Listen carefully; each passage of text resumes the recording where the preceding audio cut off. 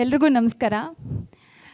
ಮೊದಲನೇದಾಗಿ ನಮ್ಮ ಕನ್ನಡ ಚಿತ್ರರಂಗದ ದಿಗ್ಗಜರು ಎಲ್ಲರ ಜೊತೆ ಕೂತ್ಕೊಂಡು ನಾನು ಸಿನಿಮಾ ಬಗ್ಗೆ ಮಾತಾಡ್ತಿರೋದು ನನಗೆ ಬಹಳ ಸಂತೋಷ, ಹೆಮ್ಮೆ ಇದೆ.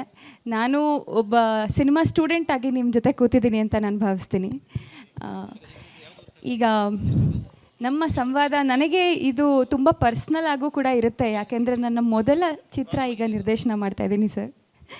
ಸೊ ಬಹಳ ಭಯ ಮತ್ತು ನರ್ವಸ್ನೆಸ್ಸಿಂದ ನಾನು ಇರೋ ಸಮಯದಲ್ಲಿ ಈಗ ಇಂಥ ದೊಡ್ಡ ನಿರ್ದೇಶಕರ ಜೊತೆಗೆ ಅವರ ಅನುಭವದ ಜೊತೆಗೆ ಮತ್ತು ಸ್ಕ್ರೀನ್ ರೈಟಿಂಗ್ ಬಗ್ಗೆ ತಿಳ್ಕೊಳ್ಳೋ ಅಂಥ ಒಂದು ಅವಕಾಶ ನಂಗೆ ಸಿಕ್ಕಿದೆ.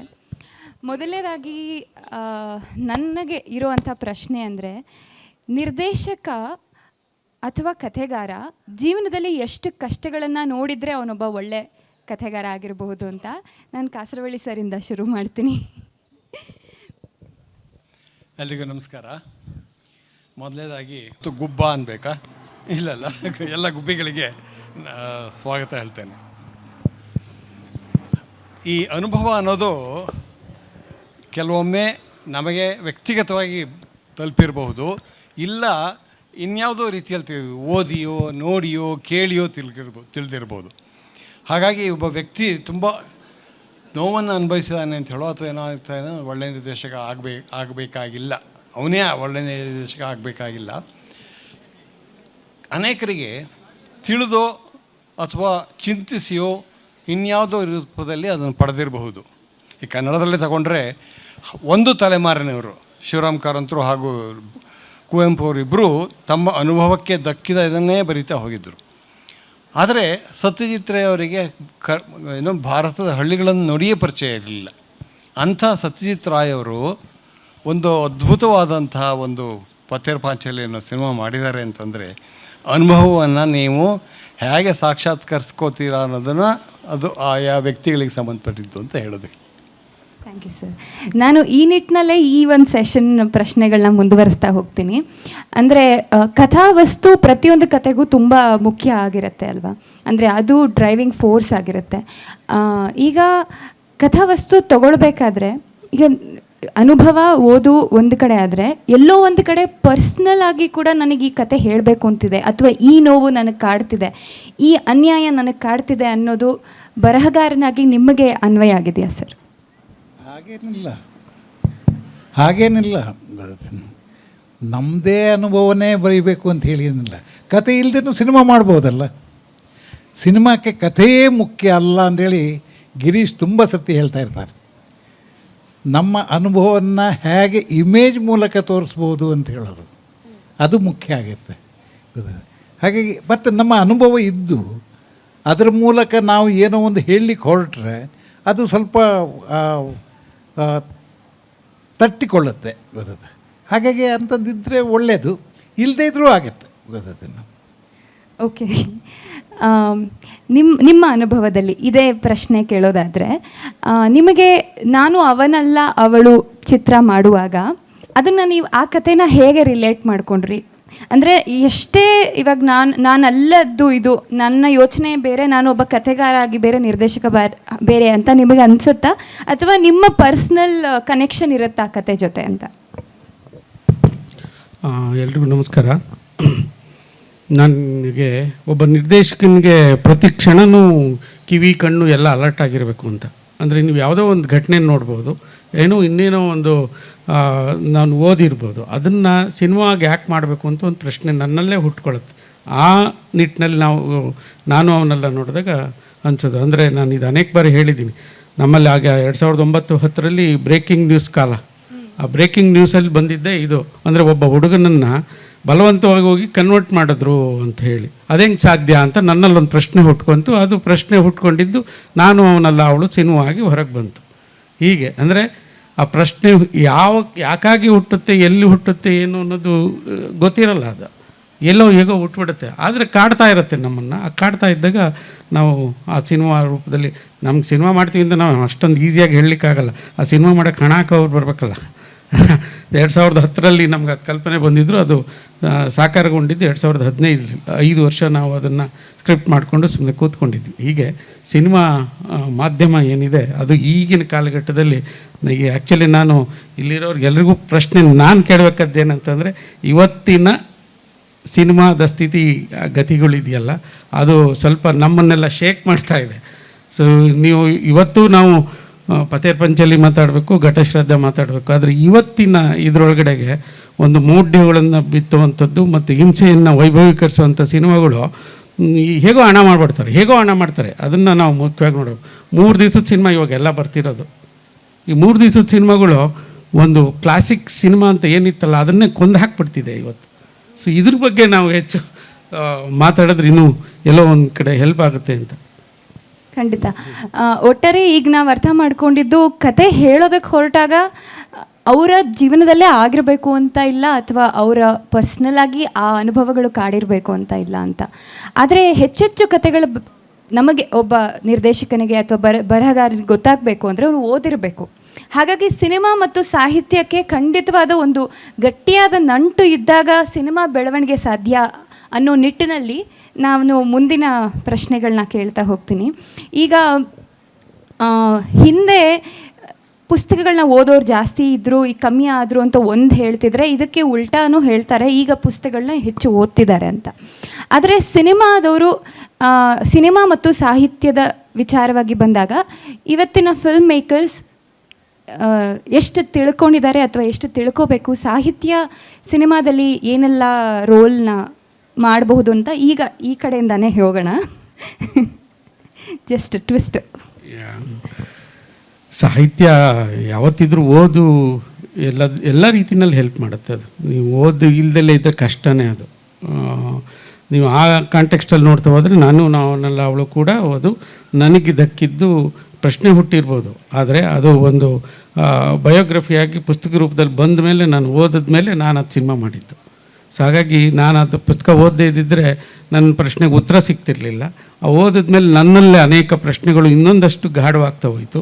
ಅದನ್ನು ಸಿನಿಮಾದ ರೂಪದಲ್ಲಿ ನಾನು ರೆಪ್ರೆಸೆಂಟ್ ಮಾಡ್ತಾ ಹೋದೆ. ಹಾಗಾಗಿ ಓದು ಖಂಡಿತ ಹೆಲ್ಪ್ ಆಗೇ ಆಗುತ್ತೆ. ಸೊ ಓದಲೇ ನಾವು ಇನ್ನೇನೋ ಮಾಡ್ತೀವಿ, ಅನುಭವವನ್ನು ತರ್ತೀವಿ, ಅವೆಲ್ಲದನ್ನು ಹೇಳಲಿಕ್ಕೆ ಚೆಂದ. ಆದರೆ ಬೇರೆ ಬೇರೆ ದೃಷ್ಟಿಕೋನಗಳು, ಬೇರೆ ಬೇರೆ ಮಜಲುಗಳು ಅರ್ಥ ಆಗಬೇಕು ಅಂತಂದರೆ ನಾವು ಒಂದು ಓದು ಇಂಪಾರ್ಟೆಂಟ್ ಅಂತ ಅನ್ಸುತ್ತೆ ನನಗೆ. ಸೊ ಸರ್, ಇವಾಗ ಹೊಸಬರಿಗೆ ಅವರು ಓದ್ಕೊಂಡು ಸಿನಿಮಾ ಮಾಡಬೇಕು ಅಂತಲೇ ಇವಾಗ ಹೇಳ್ತೀವಿ ಅಂತಂದರೆ, ಅವ್ರು ಯಾವ ಥರದ ಅಧ್ಯಯನ ಮಾಡಬೇಕು? ಸಾಹಿತ್ಯ ಅಂತ ಬಂದಾಗ ಎಲ್ರಿಗೂ ತುಂಬ ಕನ್ಫ್ಯೂಸ್ ಆಗುತ್ತೆ, ಯಾವ ಪುಸ್ತಕ ಓದಬೇಕು. ನಾವು ಎಷ್ಟೋ ಕಾದಂಬರಿಗಳನ್ನ ಓದಿದಾಗ ಇದರಲ್ಲಿ ಒಂದು ವಿಷಯನೂ ನನಗೆ ಇವತ್ತಿನ ಸಿನಿಮಾ ಮಾಡೋದಕ್ಕಾಗ್ತಿಲ್ವಲ್ಲ ಅಂತ ಅನಿಸಿದ್ದು ಇದೆ. ಅಂದರೆ ಈ ಸಮಸ್ಯೆಗಳು ಇವತ್ತು ಸಮಸ್ಯೆನೇ ಅಲ್ಲ, ಅಥವಾ ಈ ಸಮಸ್ಯೆಗಳು ಇವತ್ತು ನಮ್ಮ ಸಮಸ್ಯೆಗಳಲ್ಲ ಅಂತ ಅನ್ನಿಸ್ಬಹುದಾ?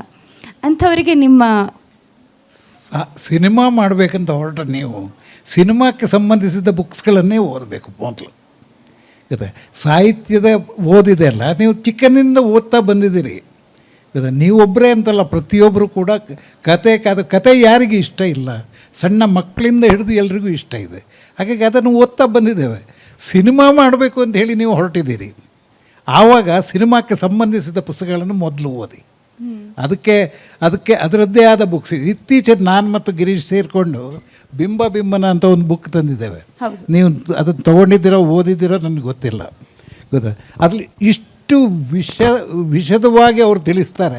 ನಾನು ಒಬ್ಬ ಸ್ಟೂಡೆಂಟ್ ಥರನೇ ಅವರನ್ನು ಪ್ರಶ್ನೆ ಹಾಕ್ತಾ ಇದ್ದೆ. ಇದೇ ಥರ 100 ಪ್ರಶ್ನೆ ಹಾಕಿದ್ದೇನೆ ಅವರಿಗೆ. ಕಳೆದ 15 ವರ್ಷದಲ್ಲಿ ಹಗಲು ರಾತ್ರಿ ಅವರನ್ನು ಪ್ರಶ್ನೆ ಹಾಕಿದ್ದೇನೆ. ಅದರ ಮೂಲಕ ಅವರು ನನಗೆ ಎಷ್ಟು ಕಲಿಸಿದ್ದಾರೆ.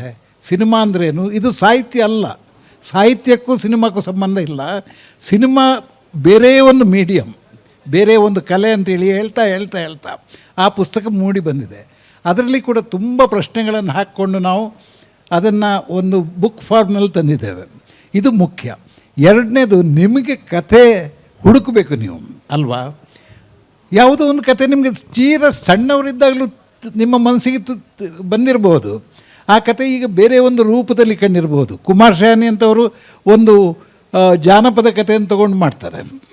ಗೊತ್ತಿದೆ, ಹಾಗೆ ಮಾಡುವಾಗ ಅವ್ರಿಗೆ ಆ ಸಣ್ಣನಲ್ಲಿ ಕೇಳಿದ ಕತೆ ಅದು, ಆಮೇಲೆ ಅದನ್ನು ಭಾಳ ಒಳ್ಳೆಯ ಸಿನಿಮಾ ಮಾಡಿದರು. ಈ ಥರ ಬೇರೆ ಬೇರೆಯವರು ಬೇರೆ ಬೇರೆ ಥರದಲ್ಲಿ ಮಾಡ್ತಾರೆ. ಹಾಗಾಗಿ ನೀವು ಮೊದಲು ಸಿನಿಮಾಕ್ಕೆ ಸಂಬಂಧಪಟ್ಟ ಪುಸ್ತಕಗಳನ್ನು ಓದಿ, ಆಮೇಲೆ ನಿಮ್ಮ ಒಳಗೆ ಯಾವ ಕತೆ ನಿಮ್ಮನ್ನು ಅಲ್ಲಾಡಿಸಿತು, ಯಾವ ಕಥೆಯನ್ನು ನೀವು ಐಡೆಂಟಿಫೈ ಮಾಡಿಕೊಂಡ್ರಿ, ಎಲ್ಲಿ ನಿಮ್ಮ ಪಾತ್ರದ, ಯಾಕೆ ಅದು ನಿಮ್ಮನ್ನು ಕಾಡ್ತಾ ಇತ್ತು. ಆಗಾಗ ಕಾಡ್ತಾ ಇರುತ್ತೆ ಕೆಲವು ಪುಸ್ತಕಗಳು, ಕೆಲವು ಕತೆಗಳು. ನನಗೀಗಲೂ ಕೂಡ ಕೆಲವು ಸರ್ತಿ ಅನಂತಮೂರ್ತಿಯವರ ಕಥೆಯನ್ನು ಓದಿದರೆ, ಇಲ್ಲ ಇವರ ಯಾರು ಮಾಸ್ತಿಯವರ ಕಥೆಗಳನ್ನು ಓದಿದರೆ ಈಗಲೂ ಅದು ಕಾಡುತ್ತೆ. ಇದು ಒಳ್ಳೆಯ ಸಿನಿಮಾ ಆಗ್ಬೋದಲ್ಲ, ಒಳ್ಳೆಯ ಚಿತ್ರಣ ಬರ್ಬೋದಲ್ಲ ಇದು ಅಂತ ಅನ್ನಿಸ್ತದೆ. ಯಾರೋ ಮಾಡಿರ್ಬೋದು ಮೊದಲು, ಆದರೆ ಆ ಥರದ ಒಂದು ಸಾಹಿತ್ಯದ ಒಂದು ಸಂವೇದನೆ ನಮ್ಮಲ್ಲಿ ಇದ್ದೇ ಇರುತ್ತೆ, ಗೊತ್ತಾ. ಅದನ್ನು ಮತ್ತೆ ಅದನ್ನು ಕಾರ್ಯರೂಪಕ್ಕೆ ತರಬಹುದು ಅಂತೇಳಿ ನನಗೆ ಅನ್ನಿಸ್ತದೆ. ಓಕೆ ಸರ್, ನಿಮಗೆ ನನ್ನ ಪ್ರಶ್ನೆ, ಇಂಥ ಪುಸ್ತಕ ಓದಿ ನಾನು ಸಿನಿಮಾ ಮಾಡಬೇಕು ಅಂತ ಅಂದ್ಕೊಂಡಿದ್ದೆ, ಇನ್ನೂ ಮಾಡಿಲ್ಲ ಅಂತ ಅನಿಸಿರೋ ಅಂಥದ್ದಿದೆಯಾ? ಕಥೆಯನ್ನು ಆರಿಸುವಾಗ ನಾನೇನು ಮಾಡ್ತೇನೆ ಅಂತಂದರೆ, ನಾನು ಆರಿಸಿಕೊಂಡಂಥ ಕತೆ ಇವತ್ತಿನ ಸಂದರ್ಭಕ್ಕೆ ಯಾವ ರೀತಿಯಲ್ಲಿ ರೆಸೋನೇಟ್ ಆಗ್ತಾ ಇದೆ, ಯಾವ ರೀತಿಯಲ್ಲಿ ಅದು ಇವತ್ತಿನ ಆಗು ಹೋಗುಗಳಿಗೆ ಪ್ರತಿಕ್ರಿಯಿಸ್ತಾ ಇದೆ ಅಂತ. ಬರೀ ಇವತ್ತಿನ ಕಥೆಗಳಿಗೆ ಆಗು ಹೋಗುಗಳಿಗೆ ಪ್ರತಿಕ್ರಿಯಿಸಿ ಸಾಕಾ? ಇಲ್ಲ, ಅದು ಸಾರ್ವತ್ರಿಕವೂ ಆಗಬೇಕು, ಸಾರ್ವಕಾಲಿಕವೂ ಆಗಬೇಕು. ನಾನು ಒಂದು ವ್ಯಕ್ತಿಯ ಮೂಲಕ ಹೇಳುವ ಕತೆ ಸಾರ್ವಕಾಲಿಕವೂ ಆಗಬೇಕು, ಸಾರ್ವತ್ರಿಕವೂ ಆಗಬೇಕು ಅನ್ನುವ ಒಂದು ಹುಡುಕಾಟ ಅದರಲ್ಲಿ ಇರ್ತಾ ಹೋಗುತ್ತೆ. ಅದು ಎರಡನೇದು. ಮೂರನೇದು, ಇವತ್ತು ನಾನು ಹೇಳಿದ್ನಲ್ಲ, ಸಾಹಿತ್ಯನೇ ಆಧರಿಸಬೇಕಾಗಿಲ್ಲ ಅಂತ. ನಾವು ಆಧರಿಸಬೇಕಾಗಿದ್ದು ಸಾಹಿತ್ಯ ಅಲ್ಲ, ಇವತ್ತಿನ ನಮ್ಮ ಈ ಆ್ಯಂಬಿಯನ್ಸಲ್ಲಿ ಏನೋ ಒಂದು ಸಂವಾದ ಉದ್ದಕ್ಕೆ ನಡೀತಾ ಇರುತ್ತೆ. ಅದು ರಂಗಭೂಮಿಯ ಕ್ರಿಯೆಗಳಾಗಿರ್ಬೋದು, ಸಾಮಾಜಿಕ ಚಳುವಳಿಗಳ ರೂಪದಲ್ಲಾಗಿರ್ಬೋದು, ರಾಜಕೀಯ ಆಗುಹೋಗುಗಳ ಮೂಲಕ ಆಗಿರ್ಬೋದು, ಸಾಹಿತ್ಯಿಕ ಚಟುವಟಿಕೆಗಳ ಮೂಲಕ ಆಗಿರ್ಬೋದು, ಇನ್ಯಾವುದೋ ಕಲಾ ಪ್ರಕಾರಗಳಲ್ಲಿ ಆಗ್ತಿರುವಂಥ ಪ್ರಯೋಗಗಳ ಮೂಲಕ ಆಗಿರ್ಬೋದು, ಅವುಗಳೆಲ್ಲವನ್ನು ತೆರೆದ ಮನಸ್ಸಿಂದ ನೋಡ್ತಾ ಒಂದು ಈ ಸಂದರ್ಭದಲ್ಲಿ, ಈ ಕಾಲದಲ್ಲಿ ಒಂದು ವಾಗ್ವಾದ ಈ ವಾತಾವರಣದಲ್ಲಿ ಹರಿತಾ ಇರುತ್ತೆ. ಅದು ಏನು ಅಂತ ಗುರುತಿಸ್ತಾ ಇರಬೇಕು. ಆ ವಾಗ್ವಾದದ ಒಂದು ಕೊಂಡಿಯಾಗಿ ನಾನು ಸಿನಿಮಾ ಬರುತ್ತಾ ಅಂತ ನೋಡ್ತಾ ಹೋಗಬೇಕು. ಆ ಪ್ರಯತ್ನವನ್ನು ನಾನು ಮಾಡ್ತಾ ಇರ್ತೀನಿ. ಇದೆಲ್ಲದರ ಜೊತೆಗೆ ಸಿನಿಮಾ ಆಗಲೇ ಹೇಳಿದಾಗೆ ಅದೇ ಒಂದು ಸ್ವತಂತ್ರ ಭಾಷೆ. ಆ ಭಾಷೆಗೆ ಈ ಕಥಾವಸ್ತುವನ್ನು ಯಾವ ರೀತಿಯಲ್ಲಿ ಹೊಂದಿಸಬೇಕು, ಎಲ್ಲ ಕಥೆಗಳು ಸಿನಿಮಾಕ್ಕೆ ಹೊಂದಿಸೋಕ್ಕಾಗತ್ತೆ ಅಂತ ನಾನು ಹೇಳಲ್ಲ. ಹಾಗೆ ಸಿನಿಮಾದ ಎಲ್ಲವನ್ನೂ ಇನ್ನೊಂದು ಮಾಧ್ಯಮದಲ್ಲಿ ಹೇಳೋಕ್ಕಾಗತ್ತೆ ಅನ್ನೋದಕ್ಕೂ ನಾನು ಒಪ್ಪಲ್ಲ. ಅದಕ್ಕೆ ಆದ ಕೆಲವು ವೈಶಿಷ್ಟ್ಯಗಳಿರುತ್ತೆ. ಅದನ್ನು ನಾನು ಈ ಕಥೆಗಳಲ್ಲಿ ಅಥವಾ ಈ ಅನುಭವದಲ್ಲಿ ಹೇಗೆ ಹರಳುಗಟ್ಟಿಸ್ಬೇಕು ಅಂತ ನೋಡ್ತಾ ಹೋಗಬೇಕು. ಸೊ ಈ ರೀತಿಯಲ್ಲಿ 4-5 ಅಂಶಗಳನ್ನು ನಾನು ಗಮನದಲ್ಲಿಟ್ಟು ನೋಡ್ತಾ ಹೋಗ್ತೇನೆ. ಅದಕ್ಕೆ ನಾನು ಮತ್ತೆ ಹೇಳ್ತಾ ಇರೋದು, ಸಿನಿಮಾ ಅನ್ನೋದು ಕತೆ ಹೇಳುವ ಸಾಧನವಲ್ಲ. ಸಿನಿಮಾ ಎನ್ನುವುದು ಒಂದು ಅನುಭವವನ್ನು ಹರಳುಗಟ್ಟಿಸುವ ಮಾಧ್ಯಮ. ನಾವು ಅನುಭವವನ್ನು ಮೊದಲು ಹರಳುಗಟ್ಟಿಸ್ಬೇಕು. ಆ ಅನುಭವದ ಮೂಲಕ ನಿಮಗೆ ವಿಚಾರಗಳು ಮನಸ್ಸಿಗೆ ಹೋಗುತ್ತೆ. ಸಾಹಿತ್ಯದಲ್ಲಿ ಮೊದಲು ನೀವು ವಿಚಾರಗಳನ್ನು ಹೇಳ್ತೀರಾ, ಅದನ್ನು ಪ್ರಚೋದನೆ ಮಾಡಿಸಿ ಆಮೇಲೆ ನೀವು ಚಿಂತನೆಗಳನ್ನು ನಿಮ್ಮ ಓದುಗನಲ್ಲಿ ಹುಟ್ಟಿಸಿ ಅವನನ್ನು ಒಂದು ವಿಚಾರ ಪ್ರಚೋದನೆ ಮಾಡ್ತಾರೆ. ಸಿನಿಮಾದಲ್ಲಿ ಹಾಗಾಗೋದಿಲ್ಲ. ಸಿನಿಮಾದಲ್ಲಿ ನಾವು ಮೊದಲು ಅನುಭವವನ್ನು ಕೊಡ್ತೇವೆ. ಸಿನಿಮಾ ಮತ್ತು ಎಲ್ಲ ಪ್ರಾಯೋಗಿಕ ಕಲೆಗಳಲ್ಲಿ ಮೊದಲು ಅನುಭವವನ್ನು ಕೊಡ್ತೀವಿ. ಅನುಭವವನ್ನು ಆನಂತರ ಒಂದು ವಿಚಾರವಾಗಿ ಬದಲಾಗಬೇಕು. ಇದು ಪರಿಚಯ ಇಲ್ಲದೇ ಇದ್ದರೆ ಆ ಸಿನಿಮಾ ಸೋಲುತ್ತೆ. ಹಾಗಾಗಿ ನಮಗೆ ಸಿನಿಮಾ ಸೋಲೋದಷ್ಟೇ ಸಿನಿಮಾ ಮಾಡೋದಷ್ಟೇ ಮುಖ್ಯವೋ ಅಥವಾ ಸಿನಿಮಾ ಯಶಸ್ವಿ ಆಗಬೇಕಾದ್ರೆ ಈ ಎಲ್ಲ ನೆಲೆಗಳಲ್ಲೂ ಆ ಸಿನಿಮಾ ಕೆಲಸ ಮಾಡೋದು ಆಗಬೇಕು ಅಂತ ನಾನು ಹೇಳೋದಕ್ಕೆ ಇಷ್ಟಪಡ್ತೀನಿ. ಖಂಡಿತ ಸರ್, ಥ್ಯಾಂಕ್ ಯು. ಎಷ್ಟೋ ಜನಕ್ಕೆ ಈಗ ಸಿನಿಮಾ ಅಂದ ತಕ್ಷಣ ಮೊದಲು ಕತೆ ಹೇಳಬೇಕು ಅಂತಲೇ ನೆನಪಾಗುತ್ತೆ. ಆ ಕಥೆನ ಹೆಂಗೋ ಬರ್ಕೊಂಡು ಬರ್ತಾರೆ, ಪ್ರೊಡ್ಯೂಸರಿಗೆ ಹೇಳ್ತಾರೆ, ಆ ಕತೆ ಕೇಳೋದಕ್ಕೆ ತುಂಬ ಚೆನ್ನಾಗಿರುತ್ತೆ. ಅದನ್ನು ಮಾಡೋಕ್ಕೆ ಹೋದಾಗ ಅದು ಸಿನಿಮಾನೇ ಆಗಿರಲ್ಲ. ಅದು ಒಂದು 4 ಲೈನಲ್ಲಿ ಬರೆಯೋದು ಸಿನಿಮಾ ಅಲ್ಲ, ಲೈನ್ ಟು ಲೈನ್ ಚಿತ್ರಕಥೆ ಅಂದರೆ ಏನು ಅಂತ ಎಷ್ಟೊಂದು ಜನ ತಿಳ್ಕೊಬೇಕಾಗಿದೆ ಅಂತ ಅನಿಸುತ್ತೆ. ಸೊ ಮುಂದಿನ ಪ್ರಶ್ನೆ ನಿಮಗೆ ಕಂಟಿನ್ಯೂ ಮಾಡ್ತೀನಿ ಸರ್. ನಿಮ್ಮ ಆರ್ಟಿಸ್ಟಿಕ್ ಎಕ್ಸ್ಪ್ರೆಷನ್ನ ಮತ್ತು ಈಗ ಆಡಿಯನ್ಸ್ ಏನು ಇಷ್ಟಪಡ್ತಾರೆ ಅನ್ನೋದರ ಬ್ಯಾಲೆನ್ಸನ್ನು ನಿಮ್ಗೆ ಯಾವತ್ತಾದರೂ ಕಾಡಿದೆಯಾ? ನನಗೆ ಏನೋ ಬೇರೆ ಹೇಳಬೇಕು ಅನಿಸ್ತಿದೆ ಅಥವಾ ಜನಕ್ಕೆ ಇದು ಬೇಕು ಅನ್ನಿಸ್ತಿದೆ ಅಂತ. ಇದು ತೀರಾ ನನ್ನ ವೈಯಕ್ತಿಕವಾದಂಥ ಅಭಿಪ್ರಾಯ. ನನಗೇನೋ ಹೇಳುವ ತುರ್ತಿದೆ, ಅದನ್ನು ನಾನು ಸಿನಿಮಾದಲ್ಲಿ ಹೇಳ್ತೀನಿ ಅಷ್ಟೇ. ಪ್ರೇಕ್ಷಕನಾಗೆ ಏನು ಬೇಕು ಅಂತ ನಾನು ಯಾವತ್ತೂ ಕೇಳ್ಕೊಂಡೋಗಿ ಮಾಡಿದ ಸಿನಿಮಾಗಳನ್ನು ನಾನು ಮಾಡೇ ಇಲ್ಲ. ಹಾಗೆ ಮಾಡೋರು ಇದ್ದಾರೆ, ಅದನ್ನು ತಪ್ಪು ಅಂತ ನಾನು ಹೇಳಲ್ಲ. ಹಾಲಿವುಡ್ ಅಂತ ಚಿತ್ರರಂಗ ಪ್ರೇಕ್ಷಕರಿಗೆ ಏನು ಬೇಕು ಅಂತ ತಿಳ್ಕೊಂಡು ಶ್ರೇಷ್ಠ ಸಿನಿಮಾಗಳನ್ನು ಮಾಡಿದ್ದು ಇದೆ. ಆದರೆ ಜಗತ್ತಿನಲ್ಲಿ ಅನೇಕ ನಿರ್ದೇಶಕರು ಹೇಗೆ ಒಬ್ಬ ಉದ್ಧಾಮ ಸಾಹಿತಿ ಈ ಪೇಟೆನ ಕೂತ್ಕೊಂಡು ನಿಮಗೇನು ಬೇಕು ಅಂತ ಎಲ್ಲರನ್ನು ಕೇಳಿ ಆಮೇಲೆ ಅದರಿಂದ ಒಂದು ಊಟವನ್ನು ರೆಡಿ ಮಾಡೋದಿಲ್ವೋ, ಒಂದು ಸಾಹಿತ್ಯವನ್ನು ರೆಡಿ ಮಾಡೋದಿಲ್ವೋ ಸಿನಿಮಾ ನಿರ್ದೇಶಕರು ಅದೇ ರೀತಿಯಲ್ಲಿ ಮಾಡ್ತಾ ಇರ್ತಾನೆ. Okay sir. ಈಗ ನೀವು ಸರ್, ಗೋಪಾಲ್ ಕೃಷ್ಣ ಸರ್ಗೆ ನನ್ನ ಪ್ರಶ್ನೆ, ಈಗ ನೀವು ಹೊಸ ಚಿತ್ರಗಳನ್ನು ನೋಡ್ತೀರಾ? ತುಂಬ ನೋಡ್ತೀವಿ ನಾವು, ಹೊಸ ಚಿತ್ರಗಳು ನೋಡ್ತೀರಲ್ಲ? ಹೌದೌದು. ಸೊ ಅದರ ಬಗ್ಗೆ ನಿಮ್ಮ ಅಭಿಪ್ರಾಯಗಳನ್ನ ತಿಳ್ಕೊಳ್ಳುವಂತ, ಯಾವ ಥರದ ಹೊಸ ಚಿತ್ರ ಅಂತ ಹೇಳೋದು ನೀವು?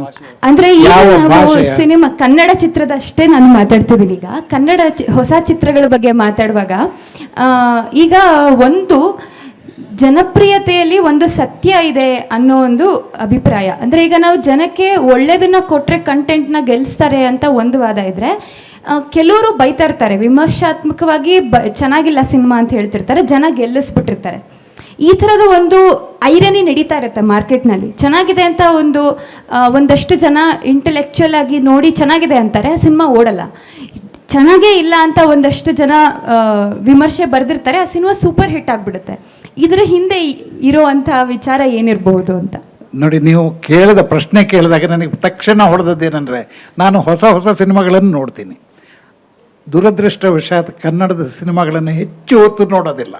10 ನಿಮಿಷ 20 ನಿಮಿಷ ನೋಡ್ತೀನಿ ಅಷ್ಟೇ, ನೋಡಲಿಕ್ಕೆ ಆಗಲ್ಲ. ಮತ್ತು ಅದೇ ನೋಡಿ, ಮೊನ್ನೆ ಬಂದ ಆಸ್ಕರ್ನಲ್ಲಿ ವಿನ್ ಆದ 2 ಸಿನಿಮಾಗಳನ್ನು ನೋಡಿದೆ ನಾನು. ಮೊನ್ನೆ ಬಂದದ್ದು ಅದು, ಹೌದಾ? ಅಷ್ಟು ಹೊಸ ಚಿತ್ರಗಳನ್ನು ನೋಡ್ತೀನಿ ನಾನು. ಎರಡನೇದು, ಈ ಚಿತ್ರಗಳನ್ನು ಜನ ಮೆಚ್ಚೋದು ಮತ್ತು ಜನರಿಗಾಗಿ ಮಾಡೋದು ಅಂತ ಹೇಳೋದಿದೆಲ್ಲ, ನನಗೆ ಅನಿಸೋ ಪ್ರಕಾರ ಕನ್ನಡದ ಜನ ಇನ್ನೂ ಭಾಳ ಹಿಂದೆ ಇದ್ದಾರೆ ಅಂತೇಳಿ ಅನ್ನಿಸ್ತದೆ. ನಾನಿದನ್ನು ಒಂದು ಕಂಟೆಂಪ್ಚುಯಸ್ ಆಗಿ ಹೇಳ್ತಾ ಇಲ್ಲ. ನಾವು ಆ ಥರ ಬೆಳೆದು ಬಂದೇ ಇಲ್ಲ. ನಮ್ಮಲ್ಲಿ ಒಂದು ಸಿನಿಮಾ ಕಲ್ಚರೇ ಬೆಳೆದಿಲ್ಲ ಅಂಥೇಳಿ. ಉದಾಹರಣೆಗೆ ಪಕ್ಕದಲ್ಲೇ ಕೆಲವೇ ಮೈಲುಗಳಾಚೆ ಹೋದರೆ ಮಲಯಾಳಂ ರಾಜ್ಯ ಇದೆ, ಕೇರಳ ರಾಜ್ಯ. ಅಲ್ಲಿಯ ಪ್ರತಿಯೊಂದು ಹಳ್ಳಿಯಲ್ಲಿ ಕೂಡ ನಿಮಗೆ ಅವರ ಸಿನಿಮಾ ಕಲ್ಚರ್ ಎಷ್ಟು ಚೆನ್ನಾಗಿದೆ ಅಂತ ಹೇಳಿದರೆ, ಹೊಸ ಚಿತ್ರಗಳನ್ನು ಅವರು ನೋಡಿಕೊಂಡು ಕಲ್ತಿದ್ದಾರೆ. ಅದರಿಂದಾಗಿ ಹೊಸ ಚಿತ್ರಗಳಿಗೆ ಅವರು ಒಳ್ಳೆ ಕೊಡ್ತಾರೆ, ರೆಸ್ಪಾನ್ಸ್ ಕೊಡ್ತಾರೆ. ಅವರು ಯಾವುದೇ ಸಿನಿಮಾ ಮಾಡಲಿ ಈಗ ತುಂಬ ಅದಕ್ಕೆ ರೆಸ್ಪಾನ್ಸ್ ಬರುತ್ತೆ ಇಡೀ ಜಗತ್ತಿನಲ್ಲಿ. ಅದು ಬಾಲಿವುಡ್ಗಿಂತಲೂ ಮೇಲಕ್ಕೆ ಹೋಗ್ತಾ ಇದೆ, ಗೊತ್ತದೆ. ಅಂಥ ಕಲ್ಚರ್ ನಮ್ಮಲ್ಲಿ ಬಂದಿದೆಯಾ? ಒಂದು ಕಾಲ ಇತ್ತು, ಇಲ್ಲಿ ಕೂಡ ಹೆಗ್ಗೋಡ್ನಲ್ಲಿ ಬಹಳ ಮೊದಲೇ ಅಲ್ಲಿ ಸಿನಿಮಾ ಸೊಸೈಟಿ ಆಗಿತ್ತು, ಸೊಸೈಟಿ ಆಗಿತ್ತು. ಅಲ್ಲಿ ಕಲಿಸ್ಲಿಕ್ಕೆ ನೋಡಿದ್ರು, ಅಲ್ಲಿಯ ಜನರಿಗೆ ಗೊತ್ತಿತ್ತು. ಸಣ್ಣ ಹಳ್ಳಿಯವರಿಗೆಲ್ಲ ಫೆಲಿನಿ ಯಾರೋ, ಬರ್ಗ್ಮನ್ ಯಾರೋ ಅಂತ ಗೊತ್ತಿತ್ತು. ಆದರೆ ಉಳಿದ ಕಡೆ ಎಲ್ಲೂ ಇಲ್ಲ ಅದು. ಇಲ್ಲಿ ಮತ್ತೆ ಏನೂ ಬೆಳೆದಿಲ್ಲ, ಬೆಂಗಳೂರಿನಲ್ಲಿ ಕೂಡ ಬೆಳೆದಿಲ್ಲ. ನಾವು ಚಿತ್ರ ನೋಡ್ಲಿಕ್ಕೆ ಹೋಗೋರು ಯಾರು? ಸಾಮಾನ್ಯ ಜನರೇ ಹೋಗ್ತಾರೆ ಅಂತ ಇಟ್ಕೊಳ್ಳಿ. ಹೋದರೆ ಅವರಿಂದಾಗಿ ಆ ಚಿತ್ರ ಮಾಡಿದ ಪ್ರೊಡ್ಯೂಸರ್ಗೆ ದುಡ್ಡು ಬರ್ಬೋದು, ಅಥವಾ ಎಕ್ಸಿಬಿಟರ್ಸ್ಗೆ ದುಡ್ಡು ಬರ್ಬೋದು. ಆದರೆ ಜನರ ಮಟ್ಟ ಸಿನಿಮಾ ಬಗ್ಗೆ ಮೇಲಕ್ಕೆ ಇದೆಯಾ? ಅದು ಇಲ್ಲ ಅಂಥೇಳಿ ನನಗೆ ಅನ್ನಿಸ್ತದೆ. ಇನ್ನೂ ಹಳೆಯ ಕಾಲದ ಚಿತ್ರದಲ್ಲೇ ಇದ್ದೇವೆ ನಾವು. 70ರ ದಶಕದ ಕಥೆಗಳನ್ನು ಈಗ ಹೇಳ್ತಾ ಇದ್ದೇವೆ ನಾವು. ಇದು ಸರಿಯಾಗಿ ಬೆಳೆದ ರೀತಿಯ ಅಂಥೇಳಿ ನನ್ನ ವೈಯಕ್ತಿಕವಾದ ಒಂದು ಪ್ರಶ್ನೆ ಇದು. ಹೌದು ಸರ್, ಇದೊಂಥರ ಶೋಚನೀಯ ಸಂಗತಿ ಅಂತ ಅನಿಸುತ್ತೆ. ನಮ್ಮ ಭಾಷೆಯ ಚಿತ್ರಗಳನ್ನು ನಾವು ನೋಡೋಕ್ಕಾಗ್ತಾ ಇಲ್ಲ ಅಂತ ಅನಿಸೋವಂಥದ್ದು. ಈಗ ನನ್ನ ಅನಿಸಿಕೆ ಏನು ಅಂತಂದರೆ, ಮುಂಚೆ ಯಾರು ಸಿಂಗಲ್ ಥಿಯೇಟರ್ಗೆ ಹೋಗ್ತಾಯಿದ್ರು, ಅವರ ಒಂದು ಫೈನಾನ್ಷಿಯಲ್ ಎಬಿಲಿಟಿ ಬೆಟರ್ ಆಗಿ ಈಗ ಅವರು ಮಾಲಿಗೆ ಬರ್ತಾ ಇದ್ದಾರೆ. ಮಾಲ್ಗೆ ಯಾರು ಹೋಗ್ತಾಯಿದ್ರು ಅವರು ಮನೆಯಲ್ಲಿ OTT ನೋಡ್ತಾ ಇದ್ದಾರೆ. OTT ಅಂತ ಬಂದಾಗ ಆಪ್ಷನ್ಗಳು ಜಾಸ್ತಿ ಆಗಿ ಅದು ಕನ್ನಡಕ್ಕೆ ಅಂತ ಸೀಮಿತ ಆಗಲೇ ಇಲ್ಲ. ಆ ವರ್ಗದ ಆಡಿಯನ್ಸ್ ಏನು ಮಾಡಿದ್ರು, ಬೇರೆ ಬೇರೆ ಭಾಷೆಗಳಿಗೆ ಡಿಸ್ಟ್ರಿಬ್ಯೂಟ್ ಆಗ್ತಾ ಹೋದರು. ಕನ್ನಡಕ್ಕೆ ಒಂದು ದೊಡ್ಡ ವರ್ಗದ ಆಡಿಯನ್ಸ್ನ ನಾವು ಕಳ್ಕೊಂಡ್ವಿ ಅಂತ ಕಾಣುತ್ತೆ. ಈಗ ಬರ್ತಾ ಇರೋ ಸಿಂಗಲ್ ಥಿಯೇಟರಿಂದ ಮಾಲಿಗೆ ಬರ್ತಾ ಇರೋರು ಏನಿದ್ದಾರೆ, ಅವ್ರಿಗೆ ಏನು ಕೇಟರ್ ಮಾಡಬೇಕು ಅಂತ ನಮಗೆ ಗೊತ್ತಿಲ್ವೋ, ಅಥವಾ ನಾವು ತುಂಬ ಇವಾಗ ಸಿನಿಮಾ ಮಾಡುವಂಥವ್ರು ಈಗಾಗಲೇ ಮಾಡಿರೋ ಕಥೆಗಳನ್ನು ಬಿಟ್ಟು ಮುಂದಕ್ಕೆ ಹೋಗಿ ಯೋಚನೆ ಮಾಡಿರ್ತೀವಿ, ಆದರೆ ಅದು ಅಲ್ಲಿ ಕನೆಕ್ಟ್ ಆಗ್ತಾ ಇಲ್ಲ. ಆಗಷ್ಟೇ ಹೊಸದಾಗಿ ಸಿನಿಮಾ ನೋಡ್ತಾ ಇರೋರಿಗೆ ಮೊದಲಿಂದ ಒಂದು ಸ್ಪೂನ್ ಫೀಡ್ ಮಾಡಬೇಕಾ, ಈ ಥರದ ಒಂದು ಗೊಂದಲ ಕಾಡ್ತಾ ಇದೆ ನಮಗೆ. ಈಗ ಒಟ್ಟು ನಮ್ಮಲ್ಲಿ ಯಾರಿದ್ದಾರೆ ಆಡಿಯನ್ಸು, ಅವರನ್ನು ನಾವು ಈಗ ಅರ್ಥ ಮಾಡ್ಕೊಳ್ಳೋದು ಹೇಗೆ? ಮತ್ತು ಈ ಗ್ಯಾಪನ್ನ, ಈಗ ಮೇಕರ್ಸ್ಗೂ ಮತ್ತು ಆಡಿಯನ್ಸ್ಗೂ ಇರೋ ಗ್ಯಾಪನ್ನು ಹೇಗೆ ನಾವು ಹತ್ತಿರ ತರಬಹುದು ಸರ್? ಸಿನಿಮಾ ಸಂಸ್ಕೃತಿಯನ್ನು ಬೆಳೆಸಬೇಕು, ಆವಾಗ ಹತ್ತಿರಕ್ಕೆ ಬರುತ್ತೆ ಅನ್ನೋದನ್ನ ಗೋಪಾಲ್ ಕೃಷ್ಣ ಪೈ ಅವರು ಹೇಳಿದ್ರು. ಅದನ್ನು ನಾನು ಹೇಳ್ತಾ ಇದ್ದೀನಿ, ಅನೇಕ ವರ್ಷಗಳಿಂದ ಹೇಳ್ತಾ ಇದ್ದೀನಿ. ಆಮೇಲೆ ನೀವು ಕನ್ನಡ ಸಿನಿಮಾಗಳು ಚೆನ್ನಾಗಿಲ್ಲ, ಚೆನ್ನಾಗಿದ್ದಾವೆ.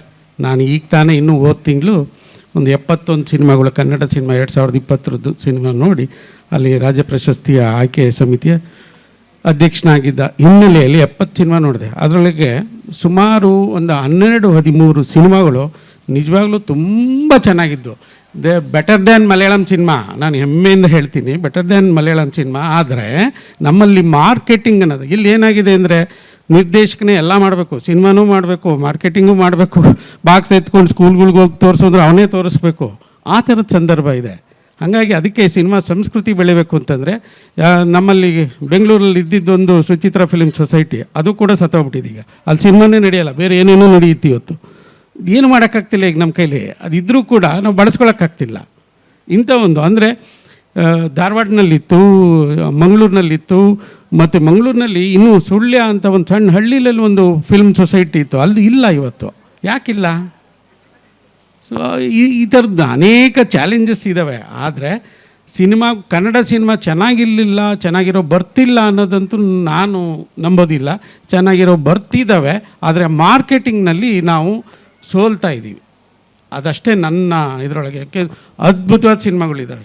ನಿಮಗೆ ಈಗಿಂದ ಹೆಸರುಗಳು ಹೇಳ್ತಿದ್ರೆ, ಫಸ್ಟ್ಲಿಂದು ಪಿಂಕಿಯಲ್ಲಿ ವರ್ಣಪಟಲ, ಮತ್ತು ಇನ್ನೂ 4 ನೀಲಿ ಹಕ್ಕಿ ಅಂತ ಹೇಳಿ ಒಂದು ಸಿನಿಮಾ. ಇನ್ನೊಂದು ನಮ್ಮ ರಾಮದಾಸ್ ನಾಯ್ಡು ಅವರು ಇಲ್ಲೇ ಕೂತಿದ್ದಾರೆ, ಅವ್ರದ್ದು ಸಿನಿಮಾ ಅದಕ್ಕೆ ಅವಾರ್ಡ್ ಬಂತು, ಬಟ್ ಆಗಲಿಲ್ಲ, ಅದು ಮಾರ್ಕೆಟ್ ಮಾಡೋಕ್ಕಾಗಲಿಲ್ಲ, ಅವ್ರ ಕೈಲೇ ಆಗಲಿಲ್ಲ. ಹಿರಿಯ ನಿರ್ಮಾಪಕರವರು ಈ ಚಿತ್ರರಂಗದಲ್ಲಿ 50 ವರ್ಷಕ್ಕೂ ಹೆಚ್ಚು ಅವ್ರಿಗೆ ಅನುಭವ ಇದೆ, ಅವ್ರ ಕೈಲೇ ಆಗ್ತಾಯಿಲ್ಲ. ನಮ್ಮಂಥವ್ರು ಏನು ಮಾಡೋದು? ಗಾದರಹಳ್ಳಿ ಅವ್ರದ್ದು ಸಿನಿಮಾದ್ದು ಲಾಸ್ಟ್ ಸಿನಿಮಾ ಇಲ್ಲಿರಲಾರೆ ಅಲ್ಲಿ ಹೋಗಲಾರೆ ಸಿನಿಮಾ ಮಾರ್ಕೆಟ್ ಮಾಡೋಕ್ಕಾಗ್ತಾ ಇಲ್ಲ. ಅದು ಇಂಥ ಸಂದರ್ಭ ಬಂದಿರೋದ್ರಿಂದ ಎಲ್ಲೋ ಒಂದು ಪ್ರತಿಯೊಬ್ಬರಿಗೂ ನಮಗೆ ನಿಮ್ಮ ಸಿನಿಮಾ ರಿಲೀಸ್ ಆಯಿತಾ ನಮ್ಗೆ ಗೊತ್ತೇ ಆಗಲಿಲ್ಲ. ಎಷ್ಟು ಗೊತ್ತು ಮಾಡ್ಸೋಣ ನಾವು? ಎಲ್ಲರಿಗೂ ಫ್ರೀಯಾಗಿ ತೋರಿಸ್ತೀವಿ ಬನ್ನಿರಿ ಅಂದರೆ ಬರೋದಿಲ್ಲ ರೀ. ನಾವು ಲಿಂಕ್ ಕಳಿಸ್ಬಿಟ್ಟು ನೋಡಿದ್ರೆ ಸರ್ ಅಂತಂದ್ರೆ ವಾರ ಆದರೂ ಅಯ್ಯೋ ಟೈಮೇ ಆಗಿಲ್ಲ. ಅದೇ ಬೇರೆ ಚಿತ್ರದಂಗೆ ನಿಮ್ಗೆ ಇನ್ನೂ ಒಂದು ಈ ವರ್ಷದ ಒಂದು ಆಸ್ಕರ್ ಅವಾರ್ಡ್ ವಿನ್ನಿಂಗ್ ಸಿನಿಮಾ ಮೊನ್ನೆ ಬ್ಯಾಂಗ್ಳೂರು ಫಿಲ್ಮ್ ಫೆಸ್ಟಿವಲಲ್ಲಿ ಪ್ರದರ್ಶನ ಆಯಿತು. ನಾನು ಅದು ಏನು ಕ್ಯೂ ಅಂತಂದರೆ, ಅದು ಒಳಗೆ ಹೋಗ್ಬೇಕಂತಂದರೆ ನಾವು ನಮ್ಮ ಜೊತೆ ಯಾರೋ ಪುಣ್ಯಕ್ಕೆ ಅಧಿಕಾರಿಗಳಿದ್ರು, ಒಳಗೆ ಕರ್ಕೊಂಡೋದ್ರು. ಹೋಗಿ ನೋಡಿದ್ರೆ ಅದೊಂದು ಪೋರ್ನ್ ಸಿನಿಮಾ, ಅದು ದರಿದ್ರ ಸಿನಿಮಾ ಅಂದರೆ ದರಿದ್ರ ಸಿನಿಮಾ. ಅಂಥದಕ್ಕೆ ಆಸ್ಕರ್ ಅವಾರ್ಡ್ ಬರುತ್ತೆ, ಅದನ್ನು ನಾವು ಎತ್ಕೊಂಡು ಕುಣಿತೀವಿ ನಾವು.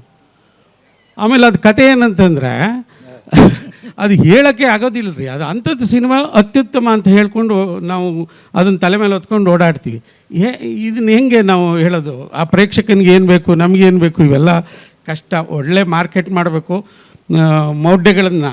ಈಗ ಹೇಳಿದ್ನಲ್ಲ ಆಗಲೇ ನಾನು 3 ದಿವಸದ ಸಿನಿಮಾ ಅಂತ, 3 ದಿವಸದಲ್ಲಿ ನಾನು 50 ಕೋಟಿ ಹಾಕಿದ್ದೀನಿ, 500 ಕೋಟಿ ಹೆಂಗೆ ಬಾಚ್ಕೋಬೇಕು? ಒಟ್ಟಾರೆಯಾಗಿ ಪ್ರೇಕ್ಷಕರನ್ನ ಮೂರ್ಖರನ್ನಾಗಿ ಮಾಡಿ 3 ದಿವಸದಲ್ಲಿ ನಾನು ಅವನು ಥಿಯೇಟ್ರಿಗೆ ಬರೋಂಗೆ ಮಾಡಬೇಕು, ಹೋಗಬೇಕು. ಇದು ಕಲೆ ಗೊತ್ತಿದ್ರೆ ನಿಮ್ಮ ಸಿನಿಮಾ ಗೊತ್ತಿದೆ ಅಂತ.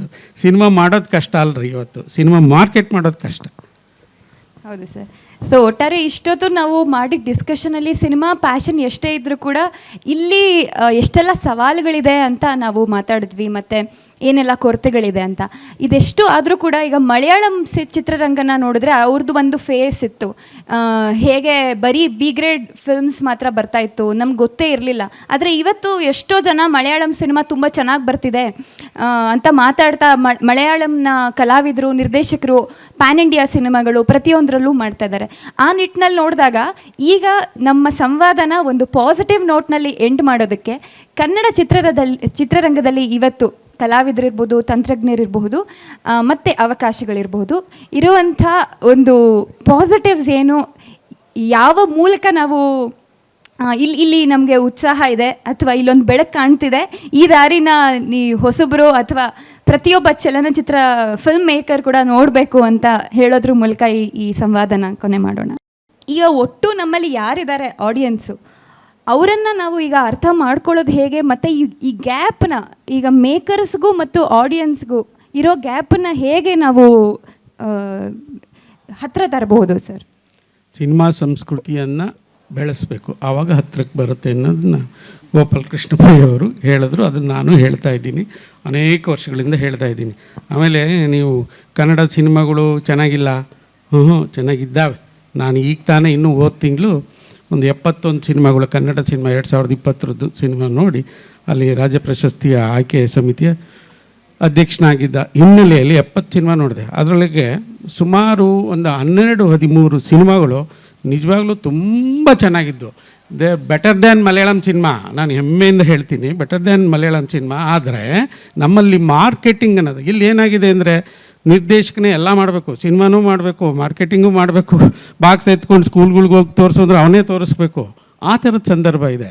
ಹಾಗಾಗಿ ಅದಕ್ಕೆ ಸಿನಿಮಾ ಸಂಸ್ಕೃತಿ ಬೆಳಿಬೇಕು ಅಂತಂದರೆ ನಮ್ಮಲ್ಲಿ ಬೆಂಗಳೂರಲ್ಲಿ ಇದ್ದಿದ್ದೊಂದು ಸುಚಿತ್ರ ಫಿಲ್ಮ್ ಸೊಸೈಟಿ, ಅದು ಕೂಡ ಸತ್ತೋಗ್ಬಿಟ್ಟಿದೆ. ಈಗ ಅಲ್ಲಿ ಸಿನಿಮಾನೇ ನಡೆಯಲ್ಲ, ಬೇರೆ ಏನೇನೋ ನಡೆಯುತ್ತೆ ಇವತ್ತು. ಏನು ಮಾಡೋಕ್ಕಾಗ್ತಿಲ್ಲ ಈಗ ನಮ್ಮ ಕೈಲಿ. ಅದಿದ್ದರೂ ಕೂಡ ನಾವು ಬಳಸ್ಕೊಳ್ಳೋಕ್ಕಾಗ್ತಿಲ್ಲ. ಇಂಥ ಒಂದು ಅಂದರೆ ಧಾರವಾಡನಲ್ಲಿತ್ತು, ಮಂಗಳೂರಿನಲ್ಲಿತ್ತು, ಮತ್ತು ಮಂಗಳೂರಿನಲ್ಲಿ ಇನ್ನೂ ಸುಳ್ಯ ಅಂತ ಒಂದು ಸಣ್ಣ ಹಳ್ಳಿಯಲ್ಲಿ ಒಂದು ಫಿಲ್ಮ್ ಸೊಸೈಟಿ ಇತ್ತು, ಅಲ್ಲಿ ಇಲ್ಲ ಇವತ್ತು. ಯಾಕಿಲ್ಲ? ಸೊ ಈ ಥರದ್ದು ಅನೇಕ ಚಾಲೆಂಜಸ್ ಇದ್ದಾವೆ. ಆದರೆ ಸಿನಿಮಾ, ಕನ್ನಡ ಸಿನಿಮಾ ಚೆನ್ನಾಗಿರಲಿಲ್ಲ, ಚೆನ್ನಾಗಿರೋ ಬರ್ತಿಲ್ಲ ಅನ್ನೋದಂತೂ ನಾನು ನಂಬೋದಿಲ್ಲ. ಚೆನ್ನಾಗಿರೋ ಬರ್ತಿದ್ದಾವೆ, ಆದರೆ ಮಾರ್ಕೆಟಿಂಗ್ನಲ್ಲಿ ನಾವು ಸೋಲ್ತಾ ಇದ್ದೀವಿ. ಅದಷ್ಟೇ ನನ್ನ ಇದರೊಳಗೆ. ಯಾಕೆ ಅದ್ಭುತವಾದ ಸಿನಿಮಾಗಳಿದ್ದಾವೆ. ನಿಮಗೆ ಈಗಿಂದ ಹೆಸರುಗಳು ಹೇಳ್ತಿದ್ರೆ ಫಸ್ಟ್ಲಿಂದು ಪಿಂಕಿಯಲ್ಲಿ ವರ್ಣಪಟಲ, ಮತ್ತು ಇನ್ನೂ 4 ನೀಲಿ ಹಕ್ಕಿ ಅಂತ ಹೇಳಿ ಒಂದು ಸಿನಿಮಾ. ಇನ್ನೊಂದು ನಮ್ಮ ರಾಮದಾಸ್ ನಾಯ್ಡು ಅವರು ಇಲ್ಲೇ ಕೂತಿದ್ದಾರೆ, ಅವ್ರದ್ದು ಸಿನಿಮಾ ಅದಕ್ಕೆ ಅವಾರ್ಡ್ ಬಂತು, ಬಟ್ ಆಗಲಿಲ್ಲ, ಅದು ಮಾರ್ಕೆಟ್ ಮಾಡೋಕ್ಕಾಗಲಿಲ್ಲ, ಅವ್ರ ಕೈಲೇ ಆಗಲಿಲ್ಲ. ಹಿರಿಯ ನಿರ್ಮಾಪಕರವರು ಈ ಚಿತ್ರರಂಗದಲ್ಲಿ 50 ವರ್ಷಕ್ಕೂ ಹೆಚ್ಚು ಅವ್ರಿಗೆ ಅನುಭವ ಇದೆ, ಅವ್ರ ಕೈಲೇ ಆಗ್ತಾಯಿಲ್ಲ. ನಮ್ಮಂಥವ್ರು ಏನು ಮಾಡೋದು?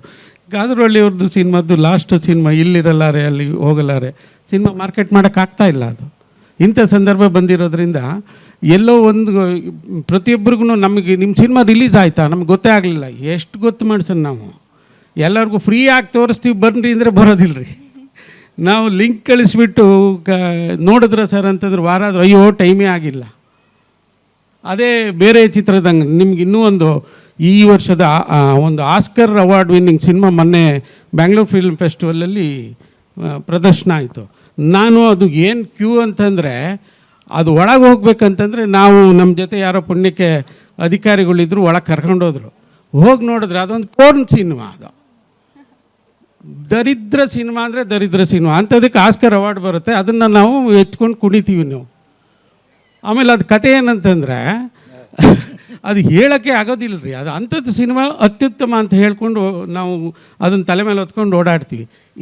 ಇದನ್ನ ಹೆಂಗೆ ನಾವು ಹೇಳೋದು? ಆ ಪ್ರೇಕ್ಷಕನಿಗೆ ಏನು ಬೇಕು, ನಮಗೇನು ಬೇಕು, ಇವೆಲ್ಲ ಕಷ್ಟ. ಒಳ್ಳೆ ಮಾರ್ಕೆಟ್ ಮಾಡಬೇಕು, ಮೌಢ್ಯಗಳನ್ನು. ಈಗ ಹೇಳಿದ್ನಲ್ಲ ಆಗಲೇ ನಾನು 3 ದಿವಸದ ಸಿನಿಮಾ ಅಂತ, 3 ದಿವಸದಲ್ಲಿ ನಾನು 50 ಕೋಟಿ ಹಾಕಿದ್ದೀನಿ, 500 ಕೋಟಿ ಹೆಂಗೆ ಬಾಚ್ಕೋಬೇಕು? ಒಟ್ಟಾರೆಯಾಗಿ ಪ್ರೇಕ್ಷಕರನ್ನ ಮೂರ್ಖರನ್ನಾಗಿ ಮಾಡಿ 3 ದಿವಸದಲ್ಲಿ ನಾನು ಅವನು ಥಿಯೇಟ್ರಿಗೆ ಬರೋಂಗೆ ಮಾಡಬೇಕು, ಹೋಗಬೇಕು. ಇದು ಕಲೆ ಗೊತ್ತಿದ್ರೆ ನಿಮ್ಮ ಸಿನಿಮಾ ಗೊತ್ತಿದೆ. ಸಿನಿಮಾ ಮಾಡೋದು ಕಷ್ಟ ಅಲ್ರಿ, ಇವತ್ತು ಸಿನಿಮಾ ಮಾರ್ಕೆಟ್ ಮಾಡೋದು ಕಷ್ಟ. ಹೌದು ಸರ್. ಸೊ ಒಟ್ಟಾರೆ ಇಷ್ಟೊತ್ತು ನಾವು ಮಾಡಿದ ಡಿಸ್ಕಷನಲ್ಲಿ ಸಿನಿಮಾ ಪ್ಯಾಷನ್ ಎಷ್ಟೇ ಇದ್ದರೂ ಕೂಡ ಇಲ್ಲಿ ಎಷ್ಟೆಲ್ಲ ಸವಾಲುಗಳಿದೆ ಅಂತ ನಾವು ಮಾತಾಡಿದ್ವಿ, ಮತ್ತು ಏನೆಲ್ಲ ಕೊರತೆಗಳಿದೆ ಅಂತ. ಇದೆಷ್ಟು ಆದರೂ ಕೂಡ ಈಗ ಮಲಯಾಳಂ ಚಿತ್ರರಂಗನ ನೋಡಿದ್ರೆ ಅವ್ರದ್ದು ಒಂದು ಫೇಸ್ ಇತ್ತು, ಹೇಗೆ ಬರೀ ಬಿ ಗ್ರೇಡ್ ಫಿಲ್ಮ್ಸ್ ಮಾತ್ರ ಬರ್ತಾಯಿತ್ತು, ನಮ್ಗೆ ಗೊತ್ತೇ ಇರಲಿಲ್ಲ. ಆದರೆ ಇವತ್ತು ಎಷ್ಟೋ ಜನ ಮಲಯಾಳಂ ಸಿನಿಮಾ ತುಂಬ ಚೆನ್ನಾಗಿ ಬರ್ತಿದೆ ಅಂತ ಮಾತಾಡ್ತಾ ಮಲಯಾಳಂನ ಕಲಾವಿದರು, ನಿರ್ದೇಶಕರು ಪ್ಯಾನ್ ಇಂಡಿಯಾ ಸಿನಿಮಾಗಳು ಪ್ರತಿಯೊಂದರಲ್ಲೂ ಮಾಡ್ತಾ ಇದ್ದಾರೆ. ಆ ನಿಟ್ಟಿನಲ್ಲಿ ನೋಡಿದಾಗ ಈಗ ನಮ್ಮ ಸಂವಾದನ ಒಂದು ಪಾಸಿಟಿವ್ ನೋಟ್ನಲ್ಲಿ ಎಂಡ್ ಮಾಡೋದಕ್ಕೆ ಕನ್ನಡ ಚಿತ್ರರಂಗದಲ್ಲಿ ಇವತ್ತು ಕಲಾವಿದರಿರ್ಬೋದು, ತಂತ್ರಜ್ಞರಿರಬಹುದು, ಮತ್ತು ಅವಕಾಶಗಳಿರ್ಬೋದು, ಇರುವಂಥ ಒಂದು ಪಾಸಿಟಿವ್ಸ್ ಏನು, ಯಾವ ಮೂಲಕ ನಾವು ಇಲ್ಲಿ ನಮಗೆ ಉತ್ಸಾಹ ಇದೆ ಅಥವಾ ಇಲ್ಲೊಂದು ಬೆಳಕು ಕಾಣ್ತಿದೆ, ಈ ದಾರಿನ ಹೊಸಬರು ಅಥವಾ ಪ್ರತಿಯೊಬ್ಬ ಚಲನಚಿತ್ರ ಫಿಲ್ಮ್ ಮೇಕರ್ ಕೂಡ ನೋಡಬೇಕು ಅಂತ ಹೇಳೋದ್ರ ಮೂಲಕ ಈ ಸಂವಾದನ ಕೊನೆ ಮಾಡೋಣ.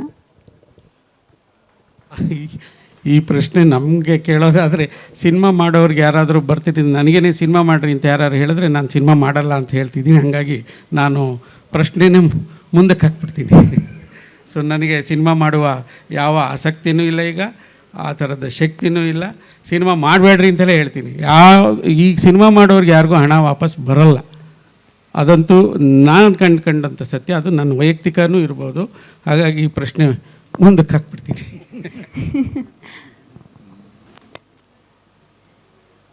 ಸಿನಿಮಾ ಜನರನ್ನು ಆಕರ್ಷಿಸಿ ಅವರಿಂದ ಅವರು ಸಿನಿಮಾ ನೋಡುವಂಗೆ ಮಾಡಬೇಕು, ಮಾರ್ಕೆಟಿಂಗ್ ಮಾಡಬೇಕು ಅನ್ನೋ ಮಾರ್ಕೆಟಿಂಗ್ ಮಾತ್ರ ಮಾಡಿದರೆ ಸಾಲದು. ಮಾರ್ಕೆಟಿಂಗ್ ಹೆಂಗೆ ಮಾಡ್ತೀರಿ? ಒಂದು OTTಯಲ್ಲಿ ಹಾಕ್ತೀರಿ. ಬೆಂಗಳೂರಿನಲ್ಲಿ ನೀವು ಒಂದು ಸಿನಿಮಾ ರಿಲೀಸ್ ಮಾಡಬೇಕಿದ್ರೆ ಮಿನಿಮಮ್ 5 ಲಕ್ಷ ಇಲ್ರಿ ಸರ್, ನಿಮಗೆ ಈಗ 5 ಲಕ್ಷ ಆಗಲ್ಲ. ನೀವು ಇವನ್ ಕ್ಯೂಬ್ UFO ಕಟ್ಟಬೇಕಲ್ಲ, ಅದೆಲ್ಲ ಸೇರಿ 15-20 ಲಕ್ಷ ಬೇಕ್ರಿ. 15-20 ಲಕ್ಷ ಆಗುತ್ತೆ. ನಿಮ್ಮ ಫಿಲ್ಮ್ ಮಾಡಲಿಕ್ಕೇ ಹೆಚ್ಚು ಕಮ್ಮಿ 1 ಕೋಟಿ ನೀವು ಹಾಕ್ತೀರಿ ಅಂತ ಆದರೆ ಇದಕ್ಕೆ 20 ಲಕ್ಷ ಹಾಕ್ಬೇಕಲ್ರಿ. ಬೇರೆ 1 ಕೋಟಿ ಅಲ್ಲ, 35-40 ಲಕ್ಷ ಅದು ಒಂದು 20 ಲಕ್ಷ ಹಾಕಬೇಕು. ಆಯಿತು, ಅದು ಬೇಡ, ಬೇರೆ ಹಾಕಬೇಕು ಅಂತ ಹೇಳಿದರೆ ಒಂದು OTTಯಲ್ಲಿ ಹಾಕಲಿಕ್ಕೆ. ಕನ್ನಡ ಸಿನಿಮಾ ಯಾವುದೂ OTTಯಲ್ಲಿ ಬರ್ತಾ ಇಲ್ಲ, ಯಾಕಂದರೆ ಆ ಸ್ಟ್ಯಾಂಡರ್ಡೇ ಇಲ್ಲ ಅಂಥೇಳಿ. ಹಾಗಾಗಿ ಒಳ್ಳೆ ಸಿನಿಮಾ ಮಾಡಬೇಕು ಅಂತ ಹೇಳಿದರೆ ಏನೋ ಆಗ್ತಾಯಿದೆ. ಇದು ನನ್ನ ಮಾತು ಕೇಳಬಾರ್ದು, ಪರವಾಗಿಲ್ಲ. ಒಳ್ಳೆ ಸಿನಿಮಾ ಮಾಡಬೇಕು ಅಂತಿದ್ದರೆ ನೀವು ಬರೀ ಇದಲ್ಲ, ನೀವು ಒಳ್ಳೆ ಸಿನಿಮಾವನ್ನು ಅಭ್ಯಸಿಸಿ ಒಳ್ಳೆ ಅದನ್ನು ಎಕ್ಸಿಕ್ಯೂಟ್ ಮಾಡಿ ಆಮೇಲೆ ಇದನ್ನು ನಿಮ್ಮ ಲೆವೆಲ್ನಲ್ಲೇ ತಗೊಂಡು ಹೋಗಿ. ಈಗ ಇವರೇ, ನಾನು ಅವನಲ್ಲ ಅವಳು, ಅವರು ಸಾಧಾರಣ ಒಂದು 60 ಕಾಲೇಜಿನಲ್ಲಿ ಹೋಗಿ ತೋರಿಸಿ ಬಂದಿದ್ದಾರೆ. ಬಾಕ್ಸ್ ಹಿಡ್ಕೊಂಡು ಹೋಗಿ ಅದನ್ನು ಅಲ್ಲಿ ತೋರಿಸಿ ಆ್ಯಂಡ್ ಪ್ರತಿ ಸ್ಟೂಡೆಂಟ್ ಅದನ್ನು ಲೈಕ್ ಮಾಡಿದ್ದಾರೆ. ಹೌದಾ? ಆ ಪ್ರಯತ್ನ ಬೇರೆಯವರಿಂದ ಆಗುತ್ತೆ, ಒಬ್ಬರು ಸಿನಿಮಾ ಮಾಡಿದರೆ. ಅಂದರೆ ನಿರ್ದೇಶಕ ಅದೆಲ್ಲದರಿಂದಾಗಿ ಅವರು ಇವತ್ತು ಸಿನಿಮಾನೇ ಮಾಡೋದಿಲ್ಲ ಅಂತ ಕೂತಿದ್ದಾರೆ. ಈಗ ಅವ್ರು ಸುಮ್ಮನೆ ಸಿನಿಮಾ ಮಾಡಿಕೊಂಡು ಪ್ರೊಡ್ಯೂಸರ್ ಕೈಯಲ್ಲಿ ಕೊಟ್ಟು ಇನ್ನೂ ನೀವಿದ್ದೀರಿ, ನಿಮ್ಮ ಆಡಿಯನ್ಸ್ ಇದ್ದಾರೆ ಅಂತ ಹೇಳಿದಿದ್ರೆ ಮುಂದೆ ಸಿನಿಮಾ ಮಾಡ್ತಿದ್ರೆ ಏನೋ.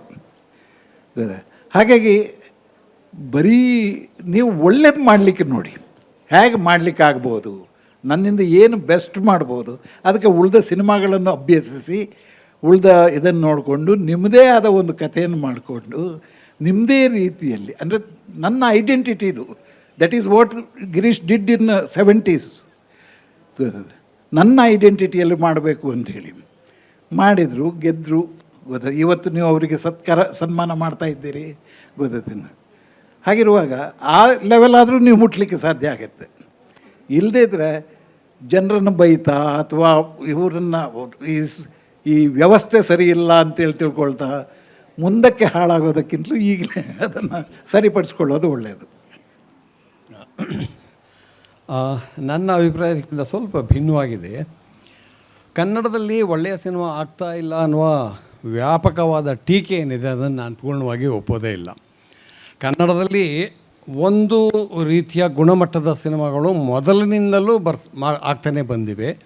ಅನ್ಫಾರ್ಚುನೇಟ್ಲಿ ಆ ಸಿನಿಮಾಗಳು ಜನರ ಗಮನಕ್ಕೆ ಬರ್ತಾ ಇಲ್ಲ, ಜನರಿಗೆ ನೋಡುವ ಅವಕಾಶ ಸಿಗ್ತಾ ಇಲ್ಲ. ಇವತ್ತು 2024 ನೀವು ಕೇಳಿದರೆ ನಾನು 4 ಕನ್ನಡದೇ 3-4 ಸಿನಿಮಾಗಳು ಜಾಗತಿಕ ಮಟ್ಟದಲ್ಲಿ ತುಂಬ ಹೆಸರು ಮಾಡ್ತಾಯಿವೆ. ಆದರೆ ಅವು ಕನ್ನಡದವ್ರಿಗೆ ನೋಡೋಕ್ಕೆ ಸಿಗ್ತಾ ಇದೆಯಾ? ಇಲ್ಲ.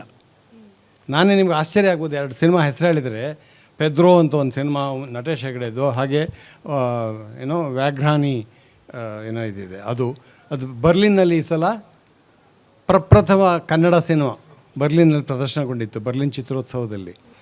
ನಾವು ಮತ್ತೆ ಕೇರಳದ ಉದಾಹರಣೆಗಳನ್ನು ಕೊಡ್ತೀವಿ. ಬಟ್ ಕೇರಳದಲ್ಲಿ ಇದು ಓವರ್ನೈಟ್ ಆದ ಬೆಳವಣಿಗೆ ಅಲ್ಲ, ಎಷ್ಟು ವರ್ಷದಿಂದ ಇದಾಗ್ತಿದೆ ಗೊತ್ತಾ. ಅಲ್ಲೊಂದು ಚಲನಚಿತ್ರ ಅಕಾಡೆಮಿ ಫಾರ್ಮ್ ಮಾಡಿದರು. ಅಕಾಡೆಮಿ ಫಾರ್ಮ್ ಮಾಡ್ತಿದ್ದಂಗೆ ಕೇರಳದ ಉದ್ದಗಲಕ್ಕೂ 2 ಥಿಯೇಟ್ರನ್ನು ಕಟ್ಟಿದರು. ಒಂದು ಕೈರಾಲಿ ಅಂತ, ಒಂದೊಂದು ಶ್ರೀ ಅಂತ. ಕೈರಾಲಿ ದೊಡ್ಡ ಥಿಯೇಟ್ರು, ಶ್ರೀ ಸ್ಮಾಲ್ ಥಿಯೇಟರು. ಅಲ್ಲಿ ಮಲಯಾಳಂ ಸಿನಿಮಾ ತೋರಿಸ್ಲೇಬೇಕು ಅಂತ ಕೇರಳ ಸರ್ಕಾರ ಕಡ್ಡಾಯ ಮಾಡಿ ತೋರಿಸ್ತಾ ಇದೆ. ಒಂದು ಒಳ್ಳೆಯ ಸಿನಿಮಾ ಆದರೆ ಅವರು ಶ್ರೀನಲ್ಲಿ ಅದು ಬಂದೇ ಬರುತ್ತೆ, ಎಲ್ಲ ಕಡೆದು, ಕಾಸರಗೋಡಲ್ಲೂ ಬರುತ್ತೆ, ತ್ರಿವೇಂದ್ರಮಲ್ಲೂ ಬರುತ್ತೆ. ನಮಗೇನಾಗಿದೆ ಅಂದರೆ ಕನ್ನಡ ಸಿನಿಮಾ ಮಾಡೋರಿಗೆ ನಾವು ಬಿಯಾಂಡ್ ಬೆಂಗಳೂರು ಹೊರಗೆ ಹೋಗೋಕ್ಕಾಗ್ತಾ ಇಲ್ಲ. ನಾನು ಗಡ್ಸಾದ ಮಾಡಿದಾಗ ಕರ್ನಾಟಕದ 10-12 ಸೆಂಟ್ರಲ್ಲಿ ಸಿನಿಮಾ ರಿಲೀಸ್ ಆಗಿತ್ತು. ಆದರೆ ಕೂರ್ಮಾವತಾರ 1 ಥಿಯೇಟ್ರಲ್ಲೂ ಬಿಡುಗಡೆ ಆಗೋಕ್ಕೆ ಸಾಧ್ಯ ಆಗಲಿಲ್ಲ. ಒಂದೇ ಥಿಯೇಟ್ರಲ್ಲಿ ಬಿಡುಗಡೆ ಆಯಿತು. ಇಲ್ಲಿರಲ್ಲಾರೆ 1 ಥಿಯೇಟ್ರಲ್ಲೂ ಬಿಡುಗಡೆ ಮಾಡೋಕ್ಕಾಗಲಿಲ್ಲ. ಸೊ ಸಮಸ್ಯೆ ಇರೋದು ಇನ್ಫ್ರಾಸ್ಟ್ರಕ್ಚರಲ್ಲಿ. Unless we develop an infrastructure, ಇದು ಮಿನಿ ಥಿಯೇಟರ್ ಆಗಬೇಕು. ಆನಂತರ ಸರ್ಕಾರ, ಈಗ ಕೇರಳದಲ್ಲಿ OTTನೇ ಶುರು ಮಾಡ್ತಾ ಇದೆ ಕೇರಳ ಸರ್ಕಾರ. ನಾವು ಮಾತಿರ್ತೀರ ಕೇರಳದಲ್ಲಿ ಒಳ್ಳೆಯ ಆಡಿಯನ್ಸ್ ಇದೆ ಅಂತೀವಲ್ಲ, ಅದರ ಹಿಂದೆ ಎಂಥ ಒಂದು ಲಾಂಗರ್ ಇದು ನಡೀತಿದೆ ಗೊತ್ತಾ. ಅಲ್ಲಿ ಸುಮಾರು 180 ಫಿಲ್ಮ್ ಸೊಸೈಟಿ ಇತ್ತು. ಕರ್ನಾಟಕದಲ್ಲಿ 8 ಫಿಲ್ಮ್ ಸೊಸೈಟಿ ಇತ್ತು. ಒಂದು ಕಾಲದಲ್ಲಿ. ಸೊ ಹಾಗಾಗಿ ಸಿನಿಮಾ ಎಜುಕೇಷನಲ್ಲಿ ಜಾಸ್ತಿ ಇರುತ್ತೆ, ಅಂದರೆ ಸಿನಿಮಾದಿಂದ ನಿರೀಕ್ಷೆಗಳು ಬೇರೆ ಇರುತ್ತೆ.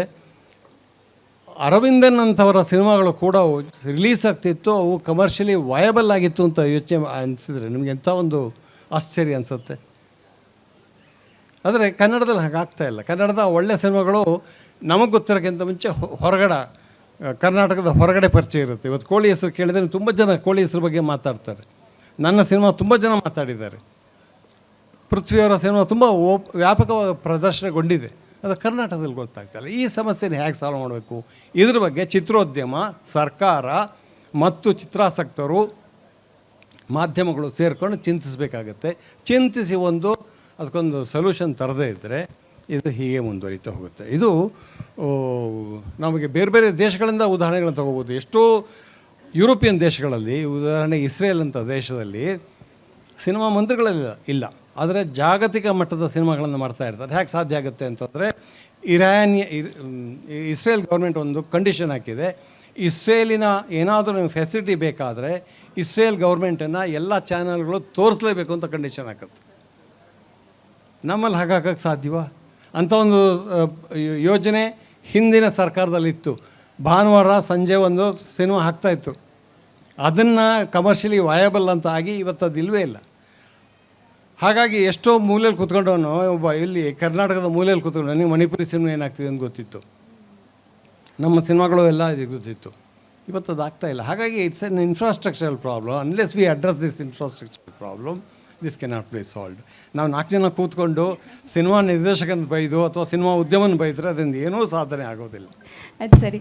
ಸೊ ಪ್ರತಿ ಉದ್ಯಮನೂ ಒಂದು ರಾಕ್ ಬಾಟಮ್ನ ಟಚ್ ಆದಮೇಲೆ ಅದು ಮೇಲೆ ಬರುವಂಥ ಸಾಧ್ಯತೆ ಇದ್ದೇ ಇರುತ್ತೆ ಅಂತ ನಂಬೋಣ. ಈಗಲೂ ಕೂಡ ನಮ್ಮ ಕನ್ನಡದಲ್ಲಿ ಒಳ್ಳೊಳ್ಳೆ ಕಲಾವಿದರಿದ್ದಾರೆ, ತತ್ರಗಳಿದ್ದಾರೆ. ಇಲ್ಲಿ ಕೆಲಸ ಇಲ್ಲ ಅಂತ ಬೇರೆ ಬೇರೆ ಕಡೆ ಹೋಗಿ ಪ್ರೂವ್ ಮಾಡ್ಕೊಂಡ್ಮೇಲೆ ನಮಗೆ ಗೊತ್ತಾಗ್ತಾ ಇದೆ, ಅಯ್ಯೋ ನಾವು ಇವ್ರನ್ನ ಮಿಸ್ ಮಾಡ್ಕೊಂಡ್ವಿ ಅಂತ. ಇಲ್ಲಿ ಮಿಸ್ ಆಗ್ತಿರೋದು ಒಬ್ರಿಗೊಬ್ರಿಗೆ ಇರಬೇಕಾಗಿರೋಂಥ ಒಡಂಬಡಿಕೆ, ಅದೊಂದು ಒಗ್ಗಟ್ಟು, ಅದನ್ನು ಗುರುತಿಸಿ ಪ್ರಮೋಟ್ ಮಾಡುವಂಥ ಶಕ್ತಿ, ಇವು ಅಷ್ಟೇ ಅಂತ ಅಂದ್ಕೊಂಡು ಒಂದು ಒಳ್ಳೆ ಕ್ರಾಂತಿ ಶುರುವಾಗಲಿ. ಕನ್ನಡ ಚಿತ್ರವನ್ನು ಪ್ರೀತಿಸೋ, ಕನ್ನಡ ಚಿತ್ರವನ್ನು ಪ್ರತಿ ಮನೆಯಲ್ಲಿ ನೋಡೋವಂಥ ಕಲ್ಚರ್ ಮುಂದುವರಿಲಿ, ಮುಂದಿನ ಪೀಳಿಗೆಗೂ ಮುಂದುವರಿಲಿ ಅಂತ ಹೇಳ್ತಾ ಈ ಒಂದು ಸಂವಾದನ ಮುಗಿಸ್ತಾ ಇದ್ದೀನಿ. ಈ ಅವಕಾಶಕ್ಕಾಗಿ ಈ ಯುಗಾದಿ ಸಂಭ್ರಮದಲ್ಲಿ ಒಂದು ಮಾತು ಹೇಳೋಣ. ಕಳೆದ 5 ವರ್ಷಗಳಿಂದ ಕನ್ನಡ ಸಿನಿಮಾ ರಂಗ ಬೇವನ್ನೇ ಹೆಚ್ಚು ತಿಂದಿದೆ. ಅನೇಕ ನಿರ್ದೇಶಕರು, ನಿರ್ಮಾಪಕರು, ತಾಂತ್ರಿಕ ವರ್ಗದವರು ಎಲ್ಲ ಬೇವನ್ನೇ ತಿಂತಾ ಇದ್ದಾರೆ. ಮುಂದಾದರೂ ಬೆಲ್ಲವನ್ನು ತಿನ್ನುವ ಅವಕಾಶ ಅವರಿಗೆ ಬರಲಿ ಅಂತ ಆಶಿಸಿ. ಹೌದು ಸರ್, ಹೌದು. ಸೊ ಸಿನಿಮಾನ ಒಂದು ಥಿಯೇಟರ್ನಲ್ಲಿ ಹೇಗೆ ಒಂದು ಏನನ್ನೂ ನಿರೀಕ್ಷಿಸದೆ ನಮ್ಮ ಕನ್ನಡ ನಾಟಕ ಅಂತ ನಾವು ಸಪೋರ್ಟ್ ಮಾಡ್ತೀವೋ, ಸಿನಿಮಾನೂ ಅದೇ ಥರ ಸಪೋರ್ಟ್ ಮಾಡುವಂಥ ಸನ್ನಿವೇಶ ಎದುರಾಗಿದೆ. ಯಾಕಂದರೆ ಸಿನಿಮಾ ಮಾಡೋದ್ರಿಂದ ಏನೂ ದುಡ್ಡು ಬರ್ತಿಲ್ಲ, ಬಟ್ ನಮ್ಮ ಸಿನಿಮಾ ಅನ್ನೋ ಪ್ರೀತಿಯಿಂದ ಅಷ್ಟೇ ಮಾಡೋಕ್ಕೆ ಸಾಧ್ಯ ಆಗ್ತಿರೋದು. ಈಗ ನಾಟಕಗಳನ್ನ ನೋಡೋ ಪ್ರೀತಿ ಹೇಗಿದೆ, ಅದೇ ಒಂದು ಪಾಸಿಟಿವ್ ಮನೋಭಾವ ಎಲ್ಲರೂ ಬೆಳೆಸ್ಕೊಳ್ಳೋಣ ಅಂತ ಹೇಳ್ತಾ ಧನ್ಯವಾದ. Thank you sir, thank you so much.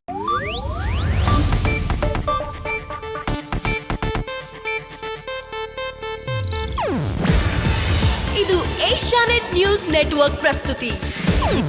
ನೀವು ನೋಡ್ತಿದ್ದೀರಾ ಏಷ್ಯಾನೆಟ್ ಸುವರ್ಣ ನ್ಯೂಸ್.